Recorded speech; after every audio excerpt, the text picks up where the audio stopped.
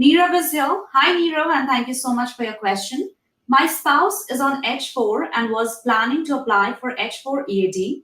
With these changes, is there a chance that dependent visa will also face hidden costs or restrictions? Yes, Nandini.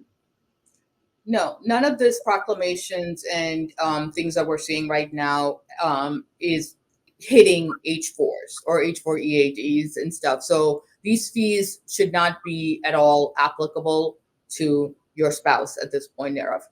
I do want to caution everyone though that you know, at some point, and again, this is made possible and stuff, all of this administration is trying to knock down every type of work permit and visa and stuff like that. So is there a possibility this could be on a chopping block at some point down the road and stuff? The H4EAD I'm speaking of. There could be. But for you at this point, go ahead and tell your wife to apply for the H4EAD. There is no 100K fee attached to it or any sort of restrictions at this time. And I would actually say go do it because generally the rules are that when they file anything, it's not retroactive. It's like in the future. So if your wife already has the EAD, she's probably locked in to be able to use that without any sort of further restrictions. Okay, so Nirav, I hope you got your answer. And if you haven't subscribed to our channel yet, then please also do that. Okay, Ricky is here, and Ricky is our very active user. Thank you so much, Ricky, for being here. And he has a question that is, what is considered as a new petition under this executive order? Will the $100,000 fee also apply for H-1B amendments with the same employer due to change in designation? Yes. Okay. So that I can say no, absolutely. The amendments will not. Everything we're reading and every interpretation clearly points to that it will not apply for an H-1B amendment with the same employer due to change in work location, change in job title, change in something, whatever material change that happens should not apply. I'm going to say should. And I pretty like 99.9% confident that this will not apply at all in that type of case.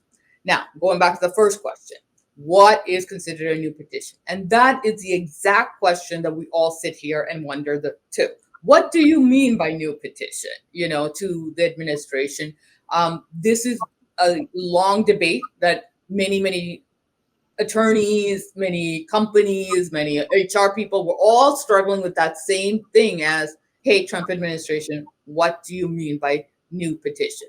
And if you see all of the different things that have been issued, it seems like they don't understand what a petition is versus what a visa is, right? So did you mean new visa or did you actually mean a petition? We don't know that yet. So I can't give you absolute guidance on what that is yet. I'm still waiting. All right. And I think, Ricky, if you need any clarification regarding these, then please go ahead and you can also visit the link and you can get in touch with attorney Nandini Nair. So there you'll get the contact details of her. And without any hesitation, you can go ahead and visit this link and you'll get your answer. Okay, there's another question from Ricky, and let me take that up too. He's saying, hello, thanks for the session. Thank you so much, Ricky. And will $100,000 have to be paid for a case of concurrent H-1B filing by a second employer after 21st September? By when do you expect to get more clarity on this as well as transfer? Both questions, the concurrent age, we don't know either on that because the way you could, one interpretation is that considered new petition, new employer, right? Because you're adding a new employer to your work portfolio, if you want to look at it that way. So will that apply? We don't have clarity on that. When do we expect to get some clarity?